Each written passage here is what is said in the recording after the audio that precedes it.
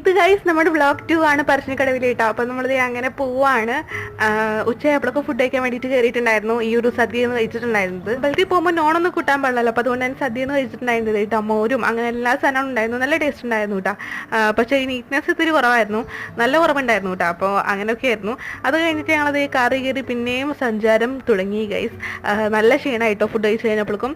അപ്പോൾ അച്ഛനാണ് കാർ ഓടിക്കുന്നത്. നല്ല നട്ടാപ്പറി വെയിലാണ് കേട്ടോ. അങ്ങനെ രാത്രി ആയപ്പോഴേക്കും ഞങ്ങൾ ഇത് അവിടെ എത്തിയിട്ടോ. ഇതാണ് അവിടുത്തെ സ്റ്റാൾസ്. ഭയങ്കര ഹാപ്പിനെസ് ആയിട്ട് നമ്മൾ നേരത്തെ റൂമൊക്കെ ബുക്ക് ചെയ്തിട്ടുണ്ടായിരുന്നു. ശ്രീശൈലം എന്ന് പറഞ്ഞിട്ടുള്ള ഒരു ലോഡ്ജ് ആയിരുന്നു കേട്ടോ. അപ്പോൾ നിങ്ങൾക്ക് താല്പര്യം ഉണ്ടെങ്കിൽ അവിടെ ബുക്ക് ചെയ്തോ. അടിപൊളി റൂംസ് ആണേ. അപ്പോൾ അങ്ങനെ ഞങ്ങളത് വെള്ളമൊക്കെ എടുത്ത് എല്ലാ ലഗേജൊക്കെ ഇട്ടിട്ട് നേരെ പോവാണ്.